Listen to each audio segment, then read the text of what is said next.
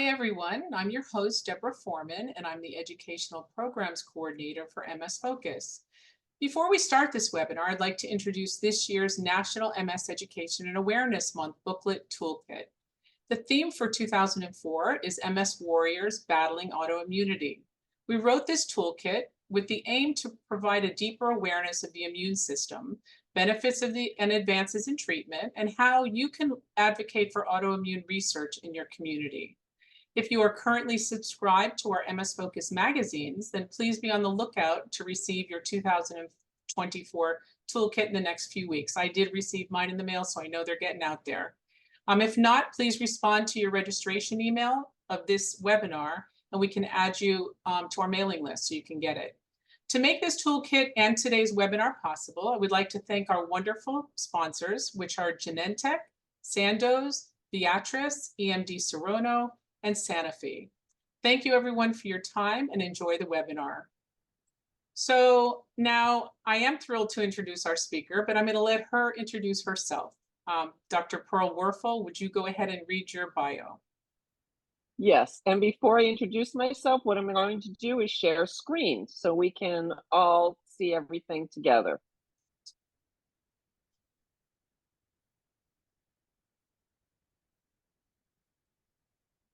Okay, and I'm going to hope that we are doing this. So we're going to be talking about stress in the immune system today. And I am Dr. Pearl Werfel.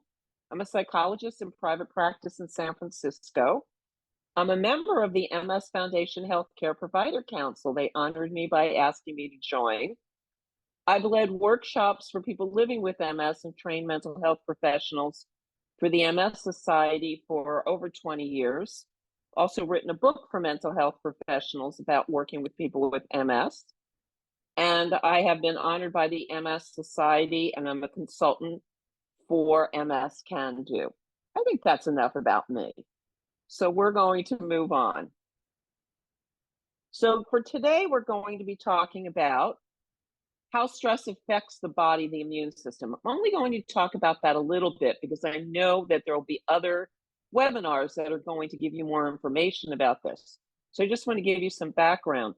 What we're mostly going to be focused on is stress management. And to do that, we need to talk about your mind and stress and also mind-body interventions. And you can take a moment if you want to look at this picture for just a moment. I need to say, for those of you who might be sight impaired, I am a slightly older white woman with short grayish hair. So I want to begin by talking about this wonderful field of study called psychoneuroimmunology. It's a really big word. Psychological, our thoughts and feelings. Neuro, the neurological system that we know a lot about, and immunology. So this is the study about how the immune system interacts with the central nervous system in response to our thoughts and feelings.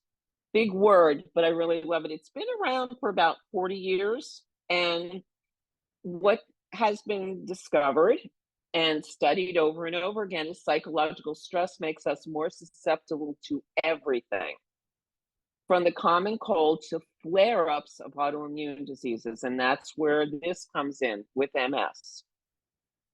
And during stressful times, of course, it's normal to feel stress. We all feel stress during stressful times. But the concern is, as you see, and I've underlined it, chronic stress, it's ongoing stress, induces immune dysregulation. And what we really don't want is a dysregulation of our immune system. I'm going to stop for a minute. I've got all these bars up here that are preventing me from seeing my slides. And I don't know how to get rid of them. Okay. I guess I'm not going to get rid of them. I'll just have to look through them. It's very interesting looking through the bars.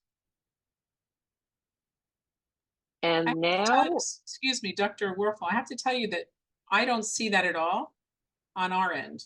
It's on the computer when you, I think it's from sharing, but Okay, and I apologize. For some reason, it is stopping me from go. Oh, it just did it. Okay.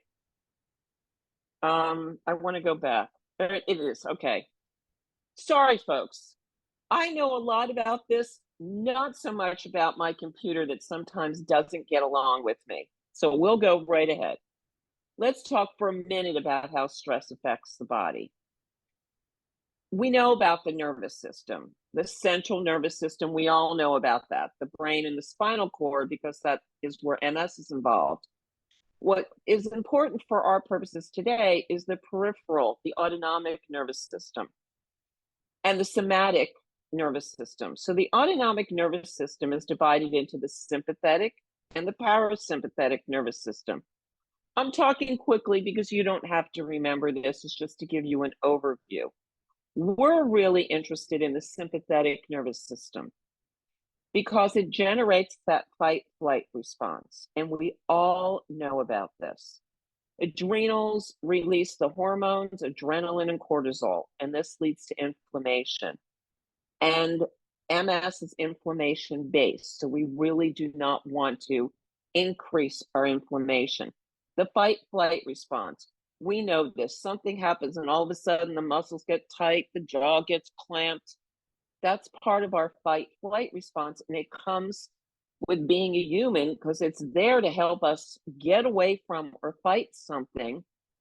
And our body doesn't know the difference between thoughts or stressors that we just need to deal with and things that are dangerous and we need to get away from. So what happens is our body reacts as if we need to fight something off.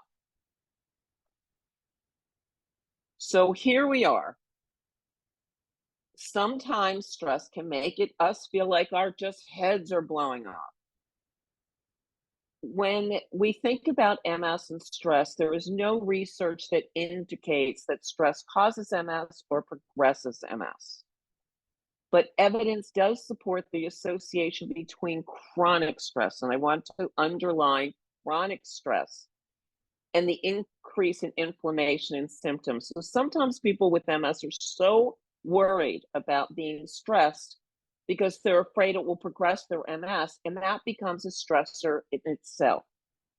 We can't avoid stress. It's out there. Tax season is here and coming up. We have National Stress Time. The month of April is National Stress Time. We're not going to avoid it. It's the chronic stress. It's the idea that we're not managing stress that causes problems with MS. And what happens with stress? Increased fatigue, balance difficulties, sleeping and eating disturbances, disturbance and elimination, cognitive difficulties, and increased pain and discomfort, all of which can be MS symptoms. And we do not want to increase any of these. So what do we do about it? Well, big thing, stress management.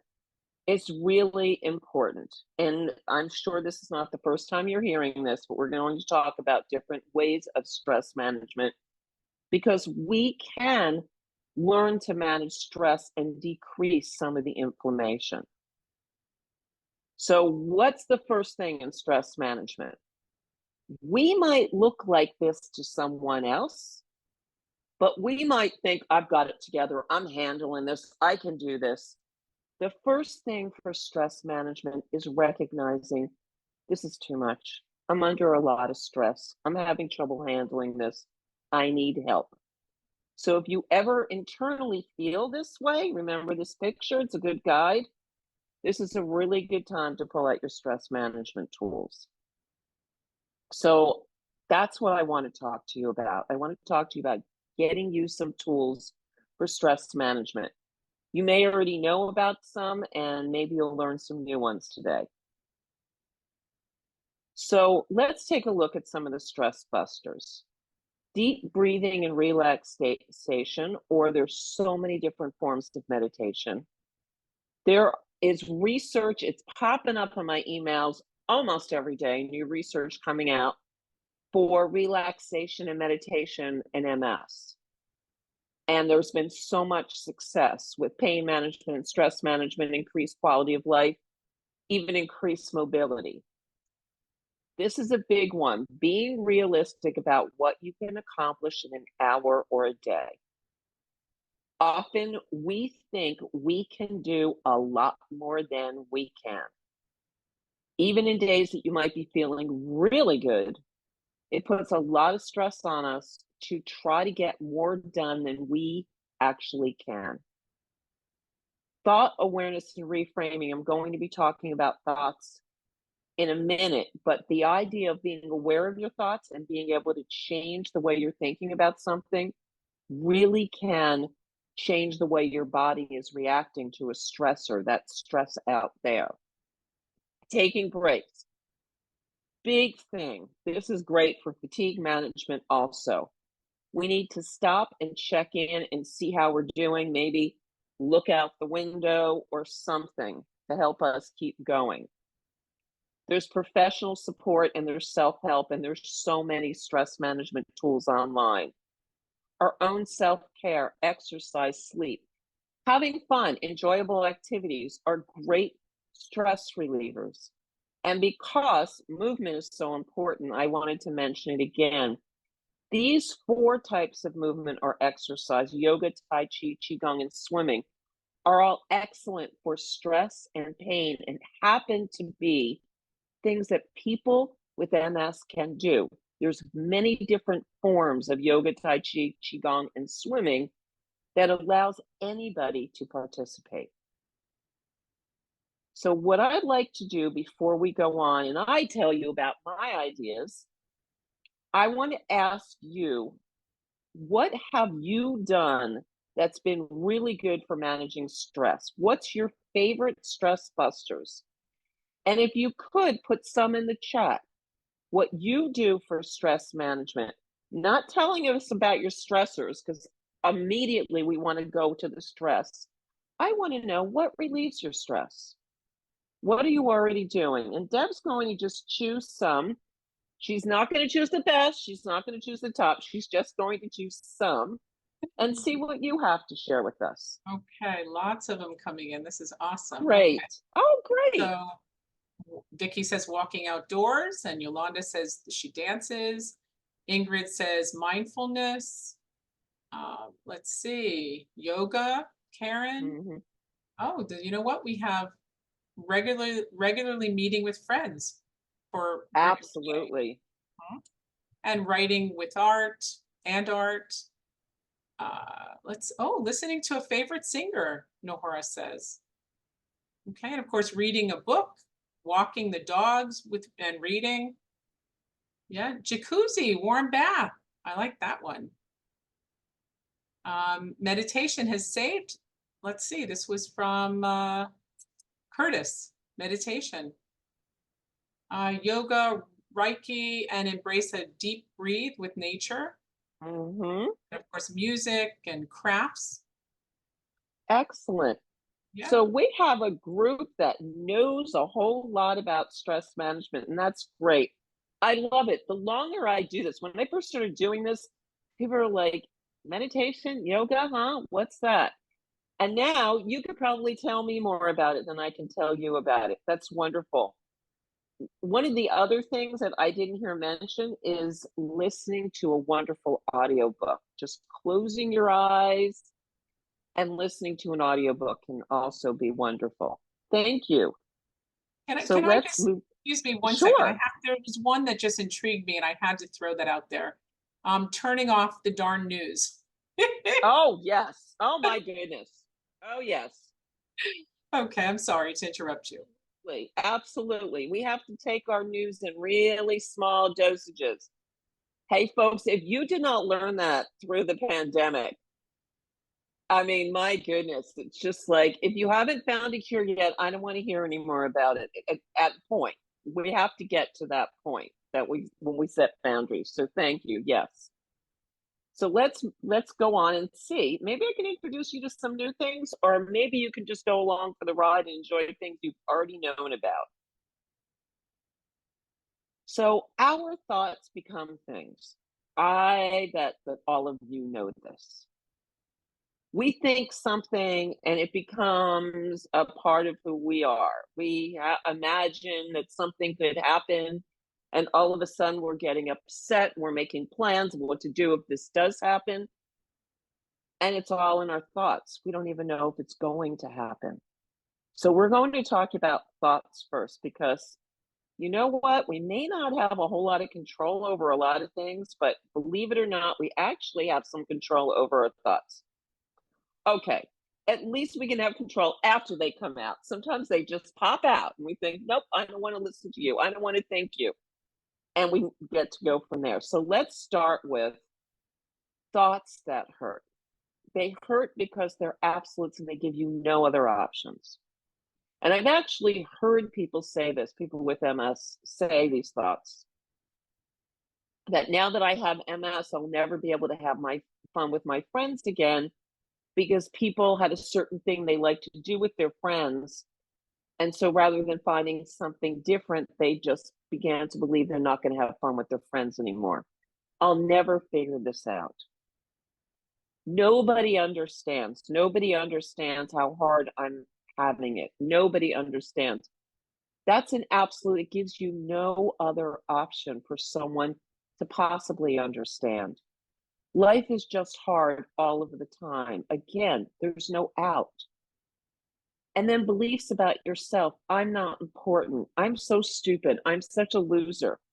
Sometimes those thoughts and similar thoughts just pop out, and they're really hurtful to us. They hurt our hearts, but they also tend to stress us. If they pop out, we can recognize them, but we don't have to listen to them. And there's a whole field of cognitive behavioral therapy that is based on shifting the way you think about yourself and the way you think about the world. So let's look at thoughts that help. These are options. So we start with truth. Yes, life can be harder with MS, but I'm going to figure out a way to be easier on myself. So even if life is harder, we can figure out ways to make it easier for us. I don't like having MS, absolute truth. But MS doesn't need to change the person I am. MS doesn't get to control me. I am going to find a way to figure this out or ask for help. Sometimes tenacity really works. I'm going to figure it out, and that makes us feel good. But if it's causing stress, that's when we ask for help. And we need to know our limits. One of my limits is technology. I will mess with it for a little while, and if it's causing me stress, I'm going to ask someone that knows more about it than me. I get frustrated and sad. Of course, you can get frustrated and sad. But having MS doesn't mean I have to be miserable. So if you find that you're letting MS steal your life from you, it's asking yourself, how can I make this easier for myself? Believe it or not, this really can help us lower our stress, because the more stress we get, the more exhausted we can become. And people that are living with pain may already know that inflammation increases pain. So I'm going to leave you about the thoughts, and you can get much more into this on your own, of taking a look at this next piece. Compassionate listening and observing. We need to listen to ourselves. We need to pay attention to what we say to ourselves when we're having a hard time. Do we increase our hard time by beating ourselves down? Are we mean to ourselves? Meaning, you should know how to do this. Why can't you do this? Why can't you figure this out? Or are we encouraging, saying, okay, you've tried to figure this out. Clearly, you need some additional support here. And allowing ourselves to acknowledge when we need help. I know many people like to be in the place of helping others. And I've talked to so many people with MS, and I need to say women are leaning more towards this than men, but there's certainly enough men I've spoken to that say this, that I don't like being the one that needs to get the help. I like being the one that gives the help. Well, and what I have to say is, you are helpful. You're helpful when you listen to your friends. You're helpful for this. You're helpful for that.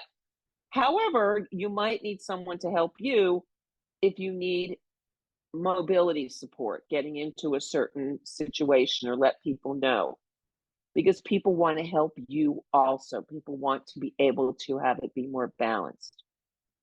Try talking to yourself the way you would talk to someone you love. There are things that we say to ourselves that we would never imagine saying to anyone else. We would never imagine being that cruel to someone else who was struggling. And being willing to find that sometimes small voice, and sometimes it's really small, that lets you know that you did well or you did your best. And sometimes it's really hard. We have to check our judgment, say, you know what?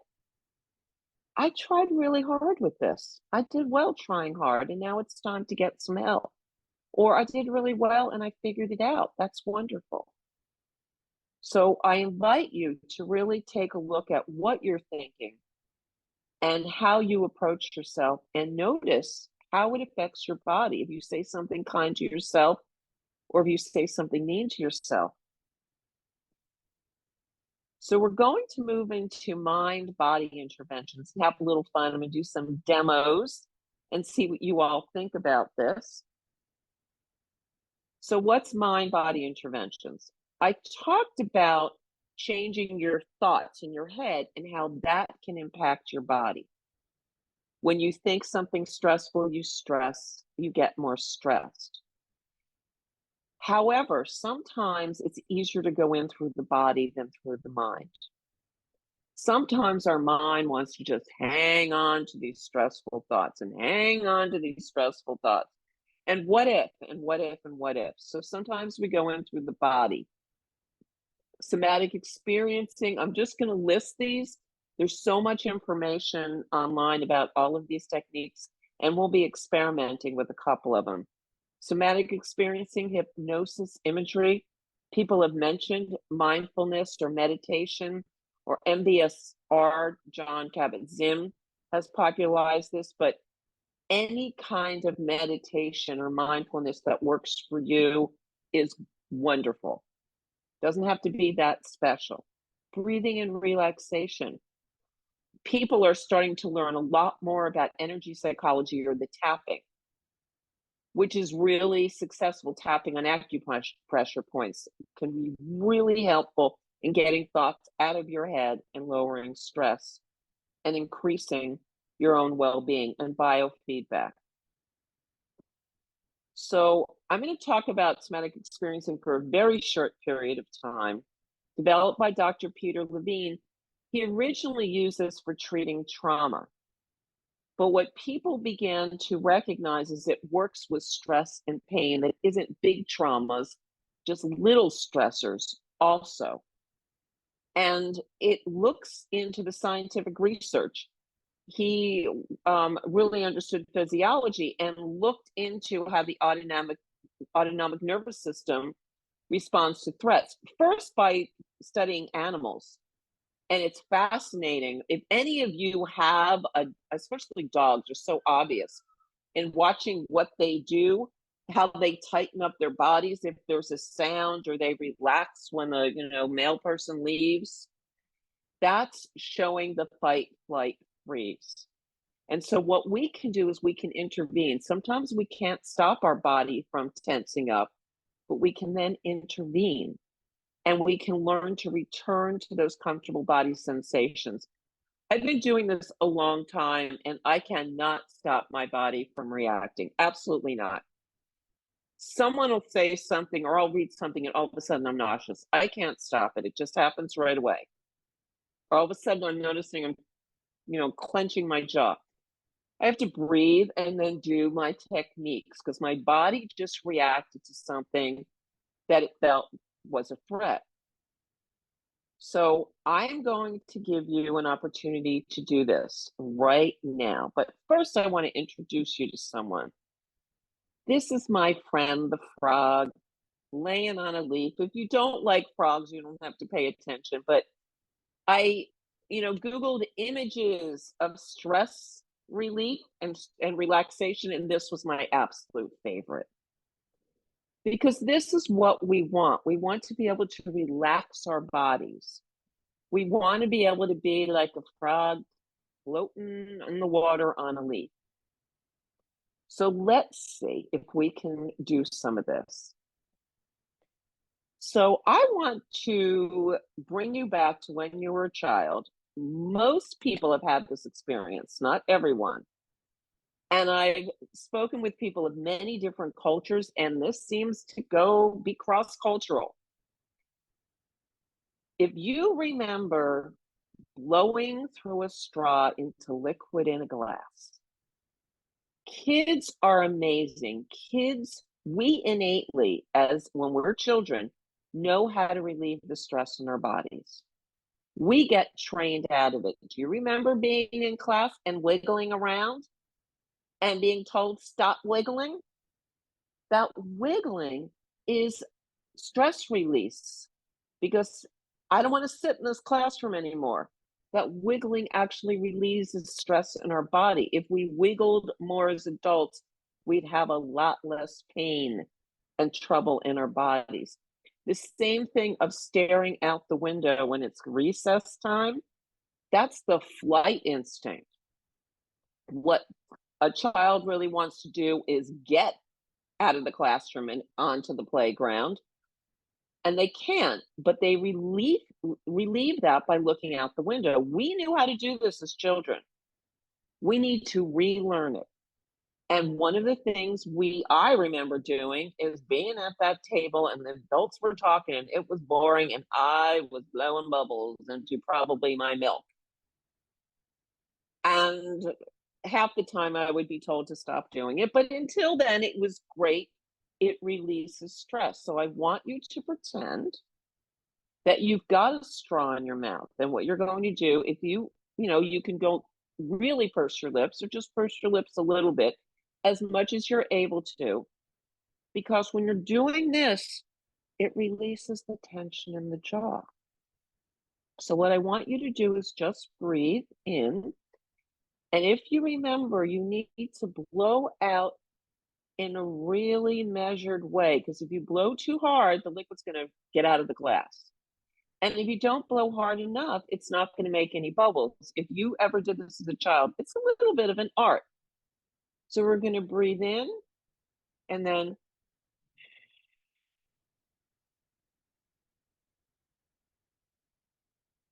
measured breathing out. And if you want to, you can even close your eyes for a minute when you're doing this. Breathing in and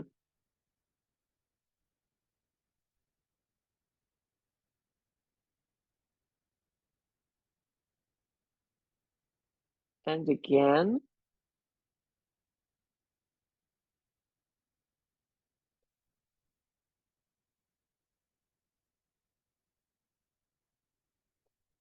And now if you want, we can just get a little bit more fancy and just breathe in through the nose. And then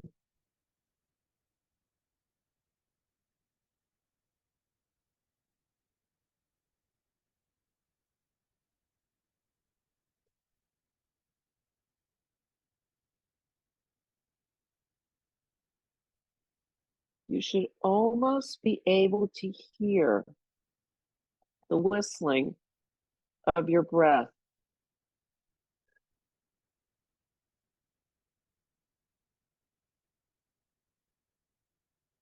And if some of you are more skilled than me and you are a whistler, you could even whistle.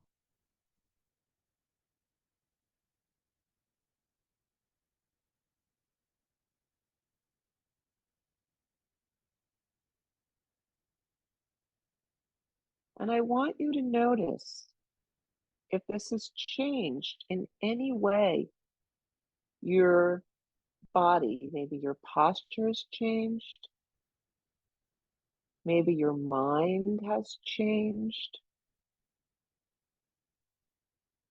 And we'll have an opportunity to talk about what your experience was in a moment. But we can see how this is a very simple technique. There are well over 100 techniques that are part of somatic experiencing. This is a very simple one. that just lets us release the tension here, which, by the way, helps neck and shoulders. Any of you who have neck or shoulder tension or issues, this is a really easy way to release. Even if you find that you're getting headaches or you tend to clench your jaw, in through the nose and just pursing the lips and out. And you see that mind-body techniques don't need to be complicated. They can be relatively easy. So I'm so thrilled to know that we have so much more time because we can do some other techniques. And we'll say goodbye to our friend the frog, but I want you to remember, our friend, if you want to, that even if you're not in a place where you can lay down and put your hands on your stomach, maybe you can imagine that your body is almost that relaxed. And just one more time, breathing in through the nose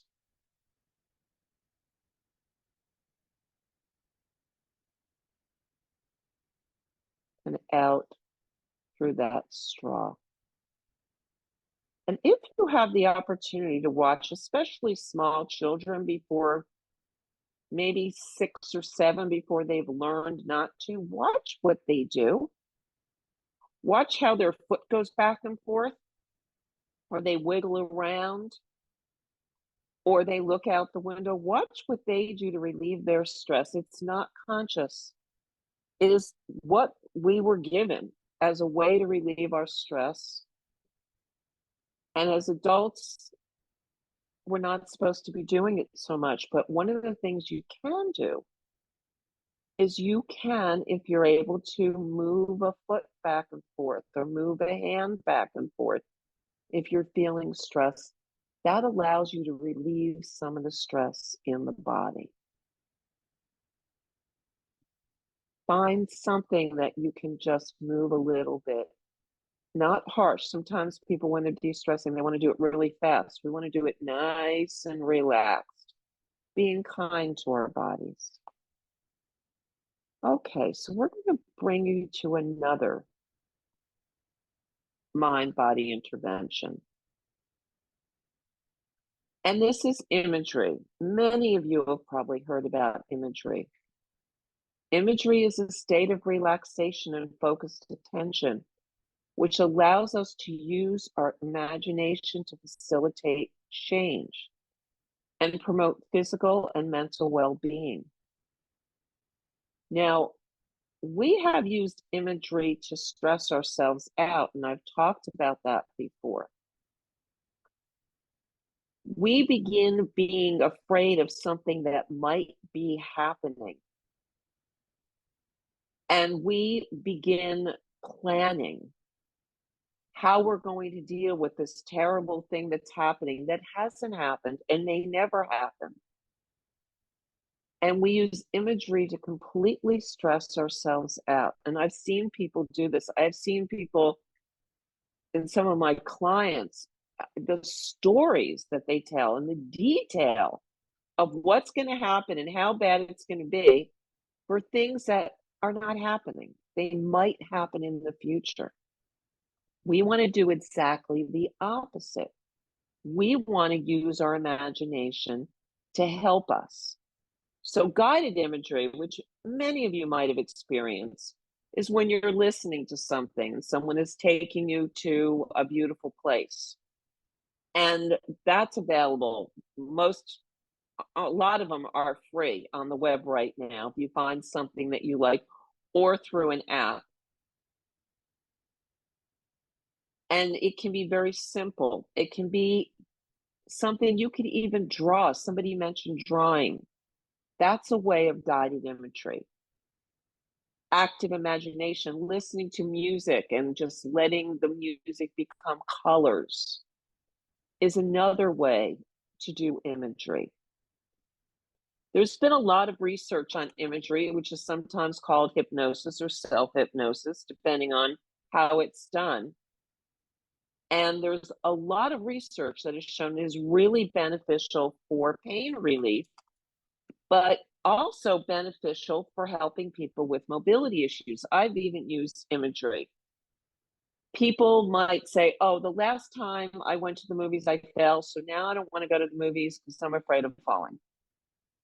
So that's an image. And maybe they're going to go, but they're really afraid of falling. We can turn that around and have people imagine, and you can imagine that you go to that place and you use whatever mobility aids you might need and you maneuver it successfully. I have done this with people when they're first using a mobility aid, when they're using, whatever it is sticks or scooters or wheelchairs, imagining them being able to go in and maneuver with this aid. And in the imagination, becoming more and more relaxed. Because if we can imagine doing it when we get there, it will be easier for us. This works on interviews and passing tests also. But there's been a lot of research with this, so we can really use imagery. So I want to give you this opportunity now. And let's see what happens. So I'm going to give you two choices. One is you can look at this picture and use this as your image and imagine hearing the water and smelling the water and seeing these rocks. Or you can close your eyes and come up with your own image. Because some of the research has shown that the images that we come up with, our own wonderful places, can be tremendously powerful. So for those of you who are choosing to look at the water, I will let you go and really get into that. And those of you who want to choose something on your own, I want to give you some guidelines. So the first thing is to allow yourself to close your eyes so that you're not distracted by anything else. And then I want you to imagine. You don't have to see it.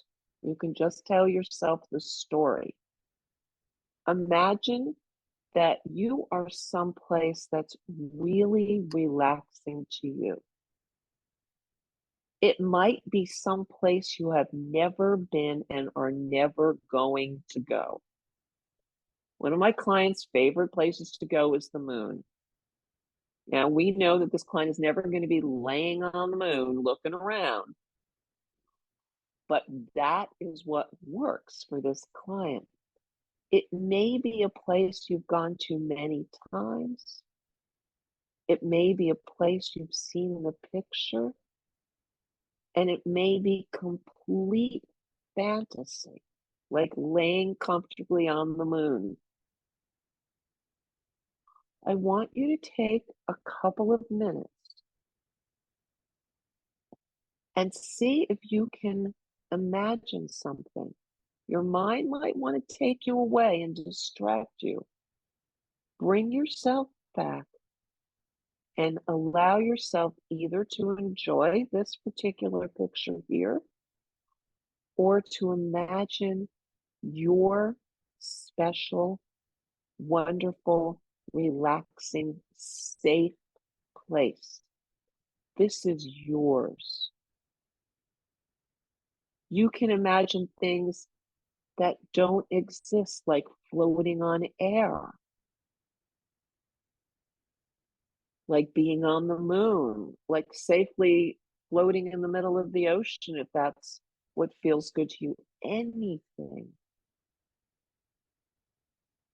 Allow yourself to focus on any smells, any colors that you might imagine. You don't need to see them. Just imagine them. Any sounds. And I'm just going to be quiet for 1 minute and take 1 minute to allow you to fully indulge in your relaxing imagination. Your relaxing, safe, and healing imagination.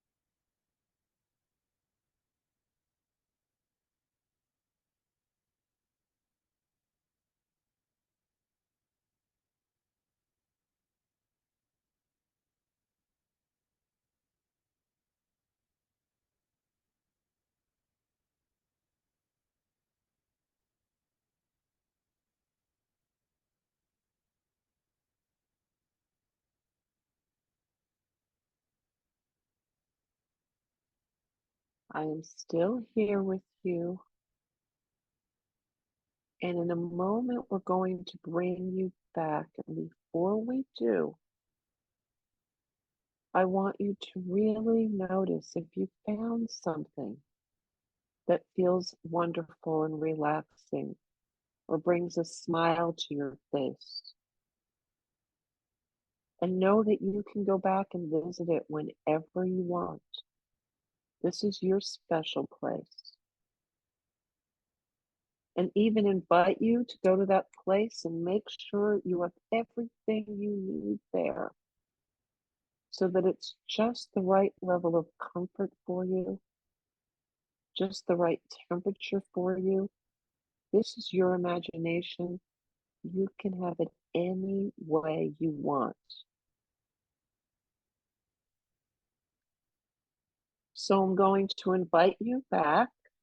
Those of you who have closed your eyes, I'm going to invite you to open your eyes and just take a moment to notice how this feels. If it feels any differently to you. If this was something that was wonderful or something that wasn't as easy for you to do.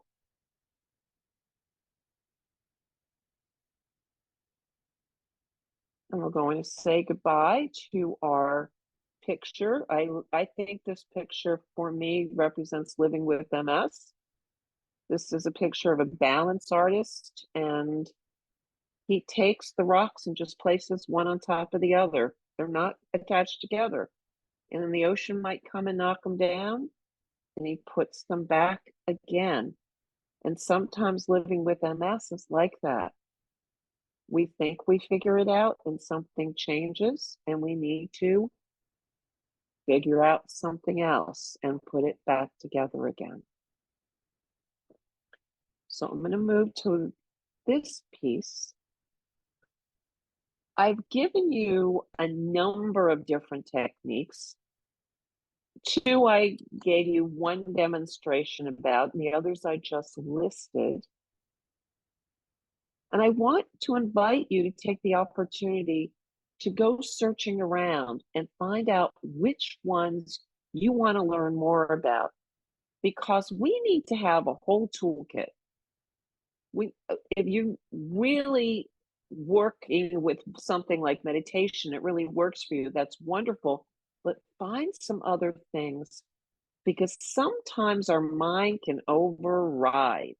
So we need something else that's going to capture the imagination and keep us interested. This is an overview. There's so much more information out there about every single one of these techniques. So I want to invite you to experiment. There are no side effects to these. You might not like it, but you can try something else. And this is going to be, I hope, a very fun part. I would like to hear from you. I would like to hear from you in the chat. One, what it was like, the somatic experiencing, which was, the example was the straw breathing. If that worked for you, or the imagery, or what that experience was like for you. So I'd like to hear some feedback from you. And then we can also open it for questions. I know, Deb, we're giving you a lot to do. We're giving feedback and questions, but we'll let you field and let's just hear. And if I went through some of those slides too quickly and you need me to go back to any of them to review, you can also request that. I went quickly because I wanted to make sure we had time for you to ask questions and give us your feedback. Okay, let's see. I'm hearing that the imagery enlightened them to further self-awareness, help. Thank you. It made them feel calm and light. The imagery, let's see. I feel calmer after the imagery. Breathing always helps too. Yep. Relaxing on the 2 activities. They're going to continue to do those. Breathing went great, eventually made them yawn. Good. You know that yawn is a stress reliever also? Uh-huh.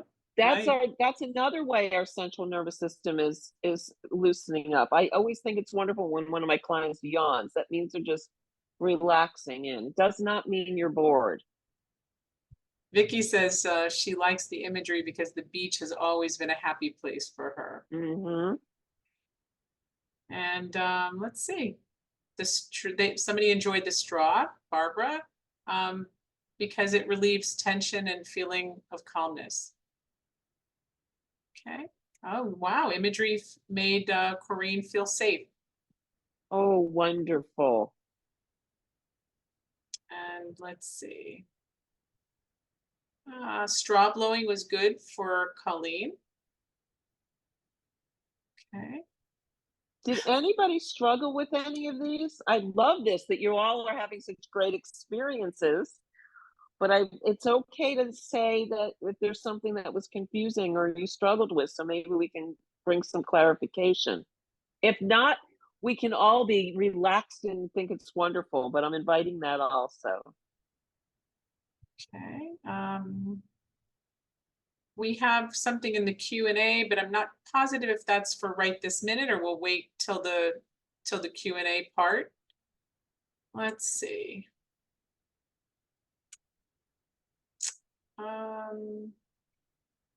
Nope, I don't have any new ones. Shelley had said that they have horses and that the horses actually feed off of your anxiousness or stress. Oh, yes. So they have learned to control their anxiety to keep their horses calm as they go into the competitions. Pretty cool. Oh, yes. You know, horses, dogs, Mhm. dogs pick up. If you want to know, my dog used to go running high when I got on the phone with tech support. Just because my dog could just feel the stress coming out of me. It's hilarious. Oh, that's Yes. funny. That's funny. Yes. And Yes. you And know, you're like, oh boy, that's not good. I could not yeah, say anything. Just like, uh-oh, something bad is happening. Excellent. Leslie brought up a good point because I felt the same thing when I was trying to do it. She said that the straw blowing made her a little dizzy.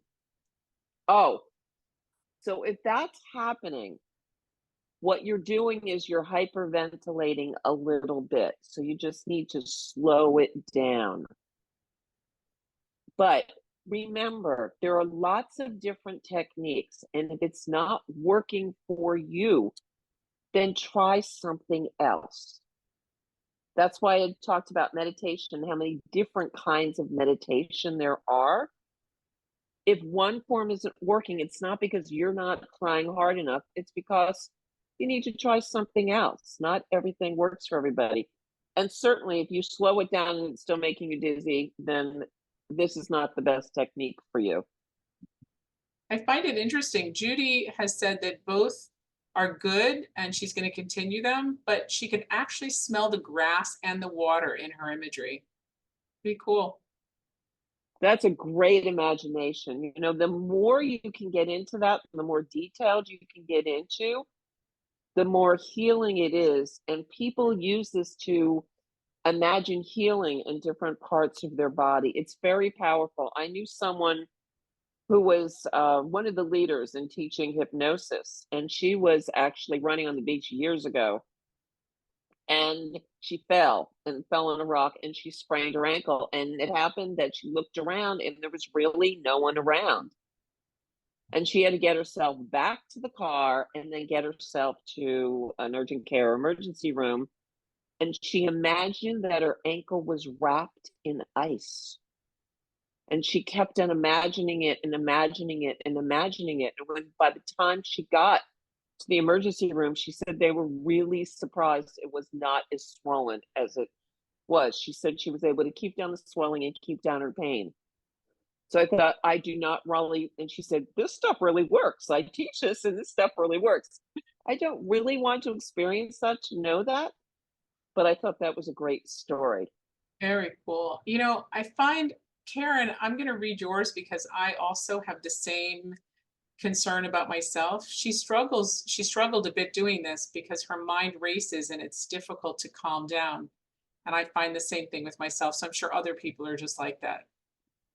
So yes, this is not unusual. One is you can train your mind to slow, but the other thing is you might benefit more from a guided visualization, finding one that you like. And there's so many of them. That's why I said online, or there's apps where people are, inviting you to go to some place and giving you a lot of the detail. And that may help your mind focus more. But yes. Yeah. And Lydia, this is awesome. I love how she's able to convey her feelings in this one little tiny half of a paragraph, but she said imagery. She chose a beautiful place that she's only been to twice. Near the end, it kind of made her sad because she feels that she'll probably never go there again, and maybe she needs to pick a different scene. Mm-hmm. Really, really good to know that sometimes something that we loved may also bring some sadness because you may not return to it. So you find something else. Really good to know. We want to make sure that it is stress relieving. It's also another good This is one. really good insight. So important to know yourself and know what works for you and not listen to anybody tell you how to do it, but know what works for you. Really good. Do we have a time for one more? Can I keep going? Yes, and we also we also have time for questions. We have 10 minutes. Nice. Because Jan says, I'm assuming imagine means imagining was great, but since she loves to control, she had trouble keeping back, to getting back to the water picture. So she loves to control, but had trouble getting back because I guess it's difficult for her to go back and forth. So let's see. Yes. So that is something that when you're doing this particular imagery, first of all, I did it for a much shorter time. You want to give yourself a lot of time and maybe, set a little reminder if you need to get up. But it is hard to come back because you're coming back to reality. And that can be more difficult. And that is true. But you can keep that feeling in your body and then even do it for a minute or two. The more times you do it, then another time you can just think of the place and your body will automatically relax. Nice. We had an anonymous attendee write something a while ago, and I'd love to read that to you. They said, Okay. how do we manage the stress of real things that are happening when we don't have any way to escape the stressors and it's prolonged and intense? The usual tools were not adequate and assistance was not available. So, yes, this can happen. We saw this happening during the pandemic. This happens during war times. It happens when people are in abusive situations. It also happens when people are in horrible work situations. So, in that situation, it's to be as creative as possible. One is acknowledging this is a really major stressor, but people fly into war areas of strife, and teach people these techniques, and it makes it just a little easier. Sometimes that's the only thing we can do is make it a little easier. We all experienced this during especially the beginning of the pandemic, that of course you're going to complete your stress management technique and then you're going to 10 minutes later be reminded and go back to the stress. But every time you decrease it, even for 10 minutes, it helps decrease the inflammation. So it just makes us better able to deal with things. But unfortunately, no, sometimes it's not going to make it go away. And thank you for sharing that. That's true. Has anyone seen palm stones to help with stress? I don't know what a palm stone is. Are you talking about the stones that are held in the hand? Is that what the person's referring to? I Just don't. feel yes, definitely. To feel the stone in the hand can feel really, really good. If that's what they're talking about, sometimes people get really smooth rocks.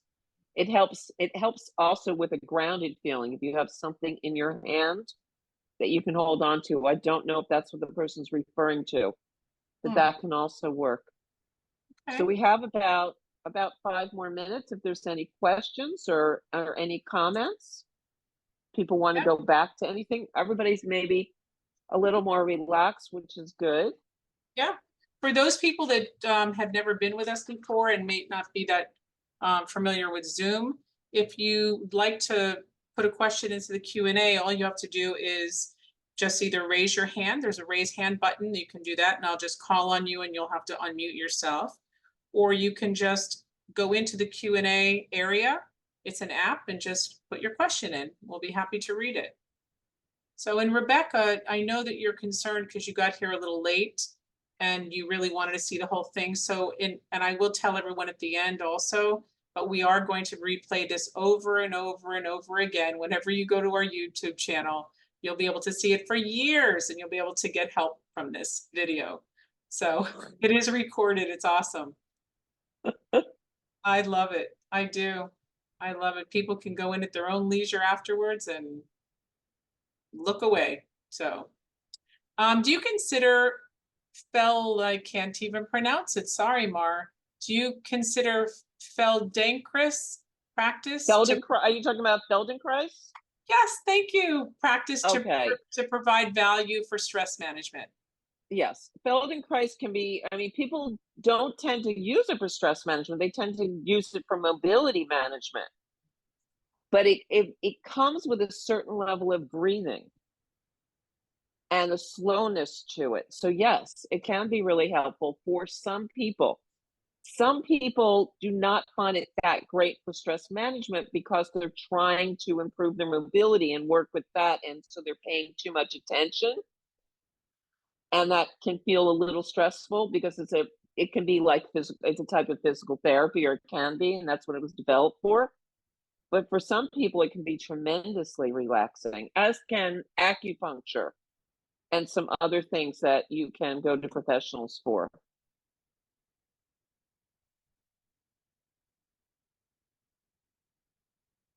Deb, I'm not hearing you. Are you talking? Yes, I guess I have to take myself off of mute again. Sorry about that. So Sandra says that going through IV Solomedrol, this is so helpful to get to relax her. So I guess this is going to be a helpful tool for her. That's great. Absolutely. For that, there again, look for the apps and the YouTubes that have lots of a whole menu of guided visualization and guided imagery, and this can be really, really helpful. Because I talked about book on tape. This is guided imagery is like a nice story, but you completely control the narrative. You choose where you are and you choose what you're doing. And there's so many of them. I used to make them up for my clients. Now they just go and find them. Jackie's asking if you think night terrors are a result of stress. Yes. What's happening at night is our brain is trying to work through anything that has happened during the day. And often it comes out in really difficult imagery because it's trying to make us pay attention. And it may not have happened that day, it may have happened years ago. So, yes, it is a sign that there's something that you're struggling with, and your mind is trying to get you to pay attention to it. Hmm. So, you can do this, it's better to do this with a trained professional, go back and really look at the images of that particular terror to find out, what does it symbolize? What are you working through? And sometimes when you do that, you find out, oh, I know that. It's that again. And sometimes, oh, I guess I'm more stressed about that than I thought. And sometimes it's something new. And But I guess certainly, I'm sorry.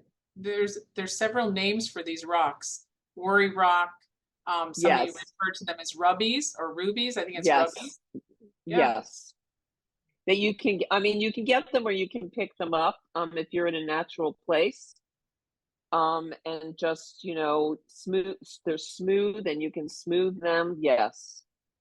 There are so many. I encourage you, if it works for you and it is healthy for your body, use it, because everybody is different. And these sometimes lose their veracity as stress management or pain management tools. So that's why we need to have a lot. So we need to, change and discover why limit yourself. This was so much fun. I'm so glad people Yeah. participated to the level that you did. Thank you Yeah. so much for inviting me and being open. I hope this was helpful. It Deb, you was. have a last comment that you want to give? I do. I do. So this brings us to the end of our event. If you've missed any part of this, as I had mentioned, it has been recorded and will be available through the MS Focus Facebook and YouTube channels. Please reply to your registration email for more information on that. By participating in a short survey that's sent to you right after the webinar, you'll help us learn the type of information most meaningful and helpful to you as attendees of these conferences. If you'd like to support programs like these, consider donating at msfocus.org/donate.